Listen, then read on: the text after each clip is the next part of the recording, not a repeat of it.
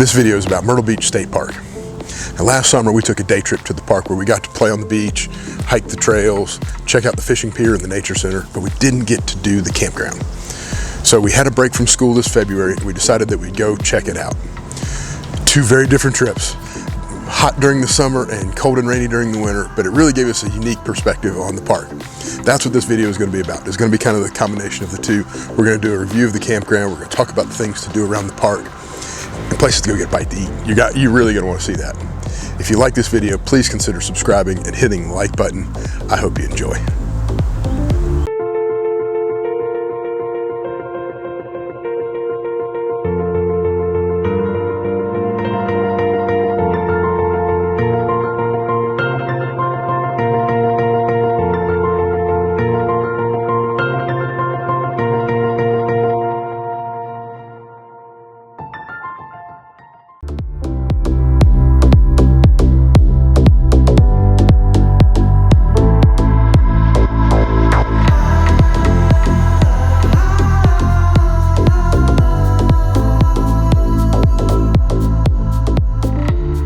Myrtle Beach is one of the most popular state parks in the state of South Carolina. It's huge. It's acreage-wise, it's not very big, but they pack a lot in it. I think they said there's only 320 something acres, but there's lots of parking for day use for people that come to the beach. And we came in the middle of August last year, right. And had no problem finding parking. It was full. It was full, but it wasn't like I just circled around and there's no parking. It wasn't closed. And then there was the really nice day use bathhouses on that side where all the parking is and where the pier is, where changing rooms, everything was well kept up, and the kids, had no problem getting in there and changing their clothes, and they weren't super crowded. So you got lots of parking for beach access. You've got the pier. You mentioned the pier. And a big pier fishing store. pier with a store. There is a nature center, an activity center, a main office, several hiking trails. Oh, and don't forget there's two playgrounds, and there's a campground with over 300 sites. So it's a lot packed into a place, and it's right here in the middle of the Grand Strand of Myrtle Beach. Yeah, you come out the gate and there it is. It's all the things. You're right here. We're on the south end of Myrtle Beach. Just south of us is Surfside Beach, and then Garden City, on down to Myrtle's Inlet and whatnot. You go up, and we're actually in the city limits of Myrtle Beach. Myrtle Beach proper is just to the north. So if you're here in the summer, all the general Myrtle Beach activities would be at your fingertips. Absolutely. You are right here in the midst of anything and everything you want, Myrtle Beach.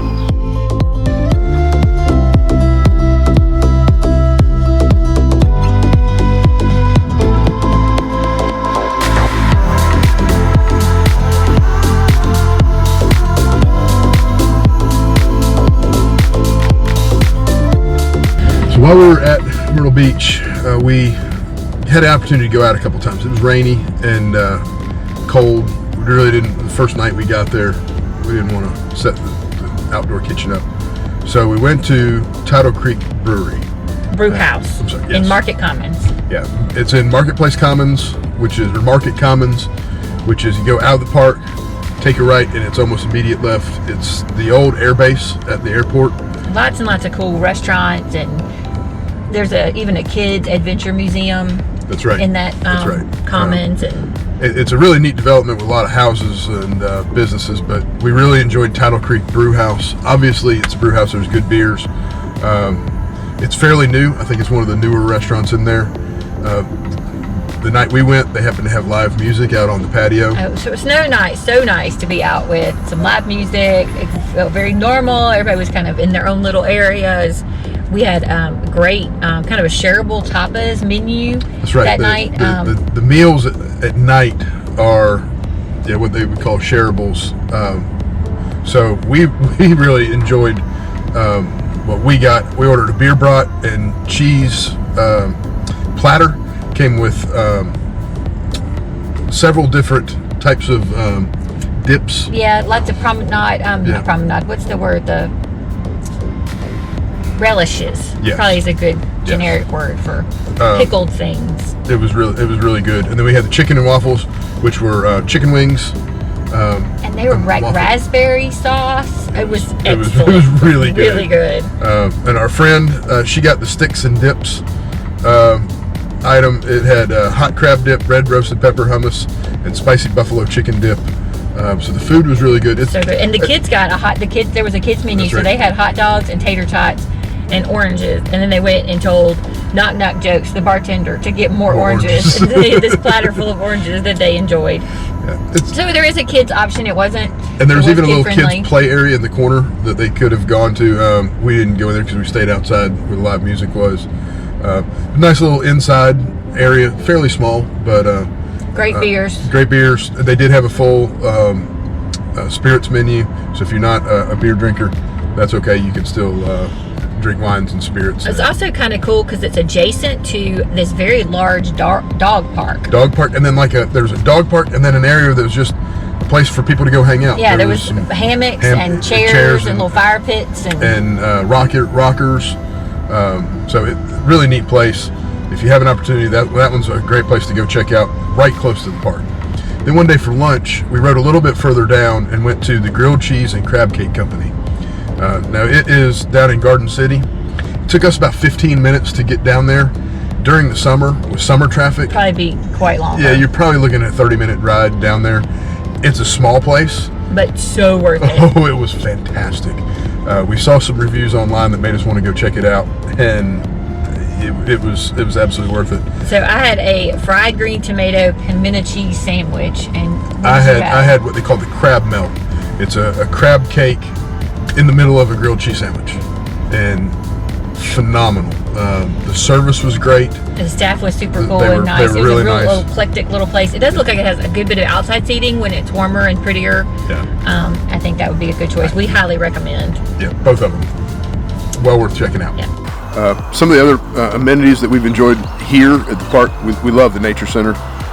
We came to the Nature Center when we made our day trip back in August and got to explore and meet the ranger, and she did a great job with the kids, helping them feed the animals. We managed to come while they were feeding this time, and so she explained, and her name is Michaela, and she's fantastic. In case she ever watches this or somebody that knows her does, love Michaela. But she showed them all what different animals, what wildlife was in there, how they eat, because she had the whelp, she had to pick up and put the food underneath, or else the other fish would come and take it from them. And the decorated crab kind of chased his food around. There was another fish that was very greedy and kind of ate away. Like we literally saw him steal food from a different one, but they got to pet the starfish. But the other thing that they did while they were here that I really encourage, whether you're here for a day trip or you're here camping, is to plug your kids into things like this. But we printed off 2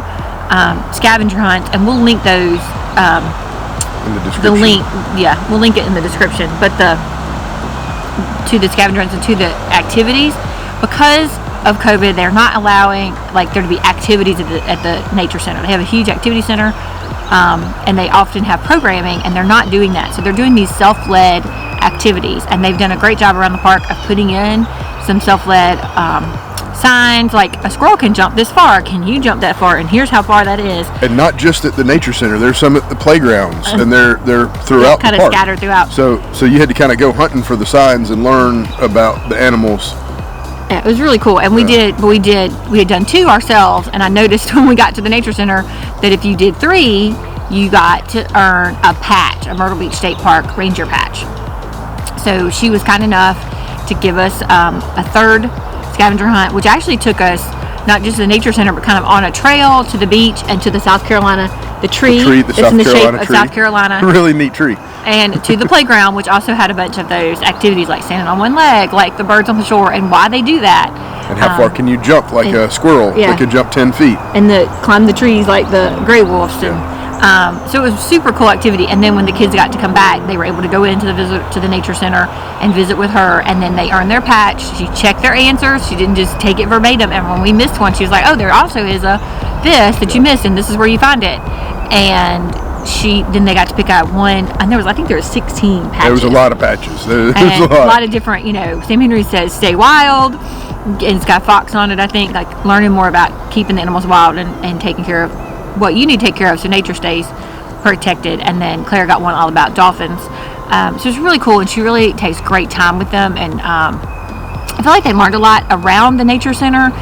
So you happen to come on a day the nature center not open, or you're not able to go. They're open from 11:30 to 5 right now.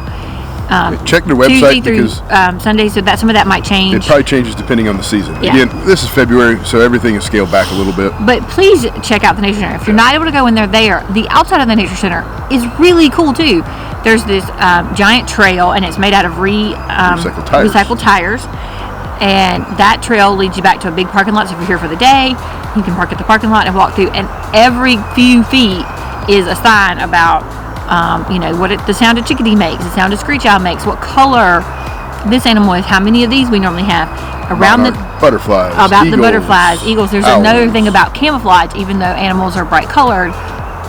But also around the nature center, obviously there's a huge birds, and I know you got some really good video of the birds. There's a huge bird feeder section, and the birds were very happy around the feeder, and they were enjoying it. But there's all this recycled art around the nature center, and then the one side even has a ton of other information. There's the bat house. You learn about bats and how they save farmers and pesticides and how we can protect them. So it's just a great way for your kids to learn a little bit more about the nature, and then why we do some of the things we do when we can't, like why we take our garbage in, and why we don't dump things out, and why we take pride in our community and our state. So I think it's a lot of fun to plug in that way. Absolutely. One other kind of surprise this February trip that we obviously didn't see in August was horses on the beach. Horry County allows horses on the beach, and the only place that you can access the beach with your horses is Myrtle Beach State Park. So if you have a horse and you want to go ride, there's rules. You have to make sure you follow the rules, but you can come here and take your horse out on the beach. If you don't have a horse and you want to go ride horses on the beach, there's several different horseback services that you can pay money to go on an hour-long horseback ride up and down the beach. It's really only during the winter. I think I saw November to February. November through into February, 1st of March, something like that. So during the off season, obviously, you don't want to have horses in the middle of a bunch of tourists on the beach. Well, and I'll be real honest. If you came with your horse trailer in August, you wouldn't be able to there get was in. not a place to go with it. Like there's no parking. I mean, they were taking up really one whole parking spot. Yeah. And we mentioned earlier the pier, fishing pier. It's probably the signature landmark of Myrtle Beach State Park. One thing we've noticed with almost all the state parks along the coast is there's some sort of signature building at Huntington Beach. It's Atalaya Castle. Messing that up. Hunting Island. It's the lighthouse. So here it's the fishing pier. There's a great store as you go in. It doesn't cost anything to go walk on the pier. You can see some. Obviously during the winter you don't see much, but you can see some fish and things. There's a lot too of educational information along the pier. That's true. Where kids can learn what a wingspan of a seagull is, or the other ospreys and things that are around. There's all about the different kinds of fish. And then once you get down to the end where there is a lot of people fishing, there's a ton of information about what kind of fish you can catch, how big they need to be, how many you can catch. And so the kids got to learn a lot about what the different, what their people are fishing for. In the center, there's a big giant bait bucket drop for people. There was like 8 or 10 bait buckets dropped there when we were here this summer. Yeah, it does cost if you're going to fish. You have to buy a permit, and you have to have a state of South Carolina fishing license. And during the summer, there's a lot of people that fish there. When I walked down to the end, that wind coming across it was cold out there, and that Hardy family, I think there's 5 of them out there fishing. Bless their heart, I hope they caught something. But all along, there are like the benches for you to kind of sit and kind of bar height bench to sit and fish, and people had their rigs attached to the piers and things. So there's a lot of fishing. There's a lot of fishing, and you can see things. Normally you can see jellyfish. Sometimes you can see some other fish. People often will see sea turtles or sharks. And Michaela at the Nature Center was saying that earlier, I think it was the middle of December, they saw a whale, a humpback whale off the pier. So, and I think she said it was November, December, early January, you'll see them moving south, and then March, April, early June, you could sometimes see whales heading north. So that's pretty neat. Every now and then you'll see a porpoise or a dolphin pod swim by. The cannonball jellyfish are so cool because they're just like bobbing in the water in iridescent-y kind of look. So kind of a fun little place to check out.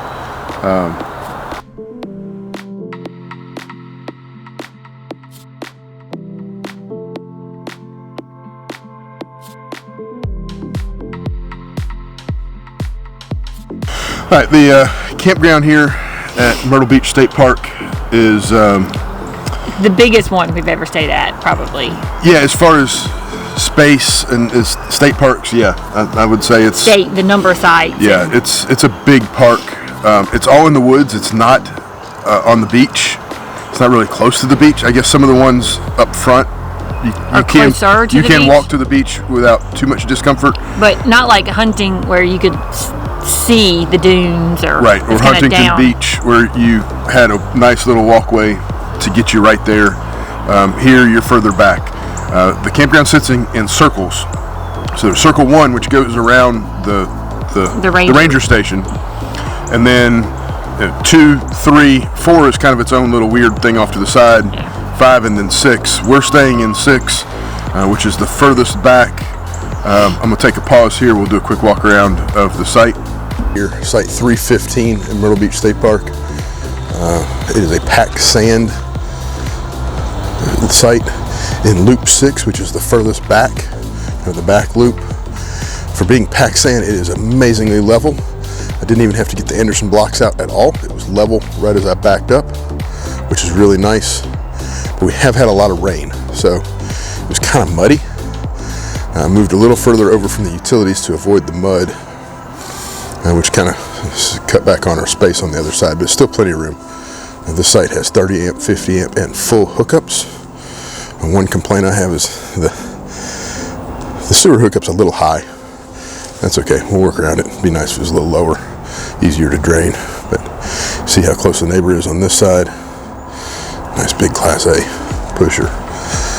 You can kind of see where their fire pit and table are for us, but this is one of the things we liked about this site. Because we're in loop 6, we back up to the woods, not some other campers, nice and private. We don't have any water right behind us. I noticed some down the way had either standing water or a creek. I couldn't tell. That might be a concern if you have small children. Come around this side, see how close this neighbor is and how much space we have. Still plenty of space, plenty of room for us. So we got the fire going. Kids are about to come out and make s'mores. Even though it's morning, rained yesterday, it's supposed to rain this afternoon, so we're doing things out here. And that's our new double chair. Kind of excited about that. It's an inaugural visit. I'll put a link to it down in the description. It's nice. So all in all, site 315's nice site. Cannot complain. There's a lot of sites in this small area. It's about as private as you're going to get in Myrtle Beach State Park. So we felt like if we came in the summertime, we wouldn't want to be this far back. Lots and lots of trees and under grass. There's a lot of standing water. Now, it has rained a lot here, which we'll get to in a second. It's rained a lot in South Carolina over the last month.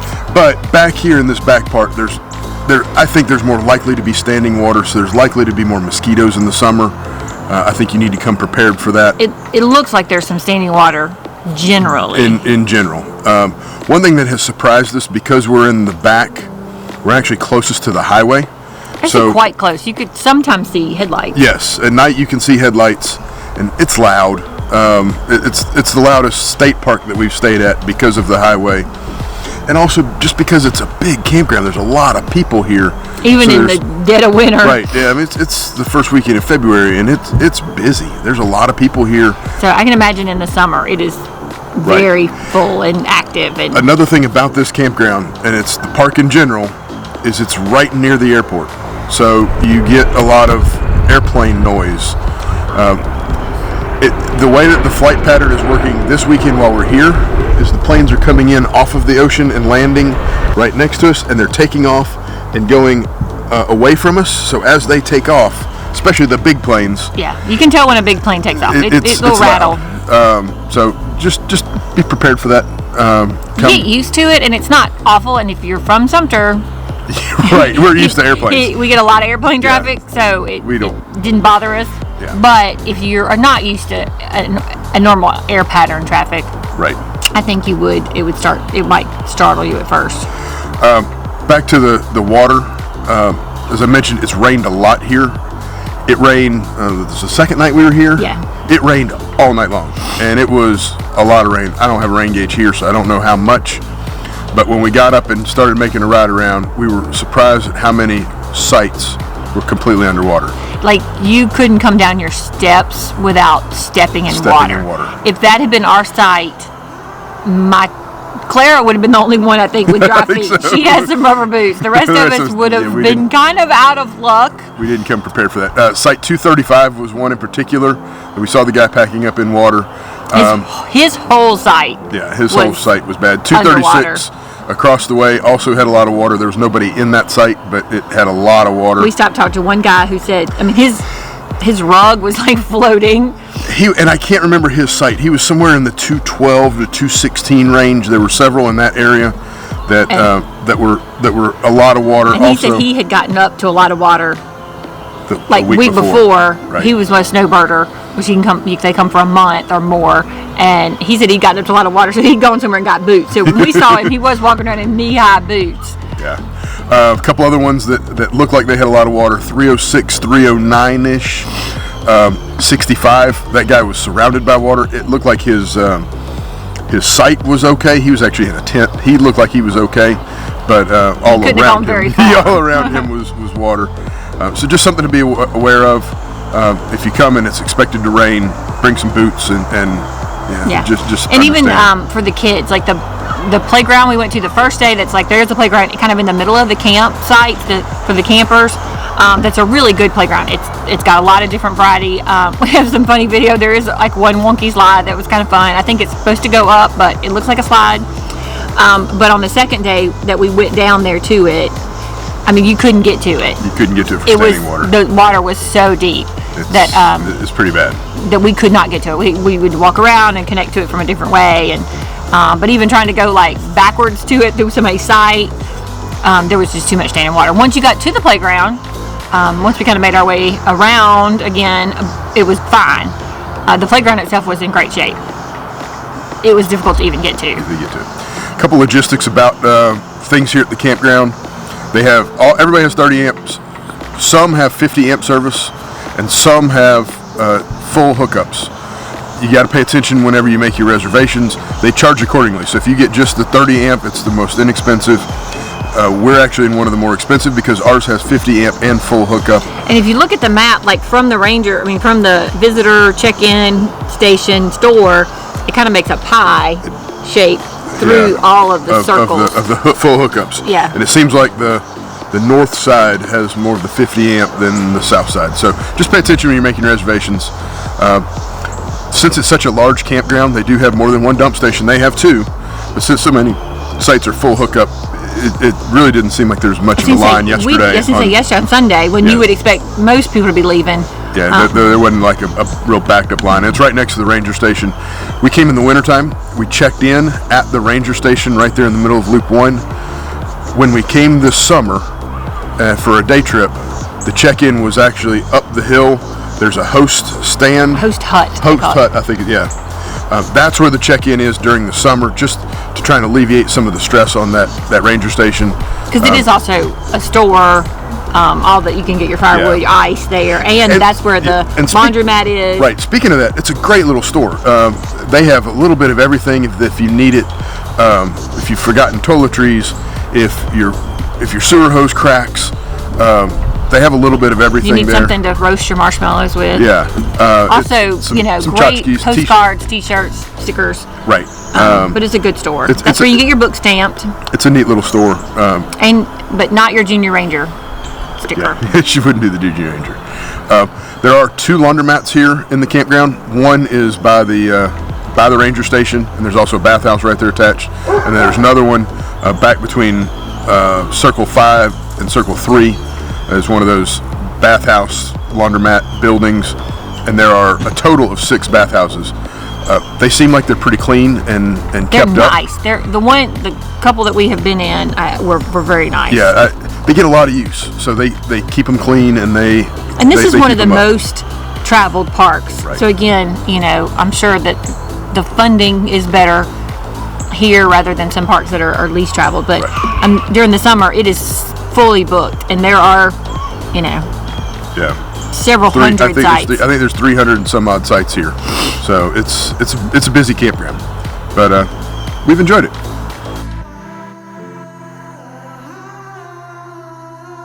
I want to mention about the trails. There's several trails that kind of go back behind the office. Great trails. They're really nice. Very well maintained. Obviously, very well traveled. The trees are phenomenal back in there. The trees here at the park are pretty cool in general.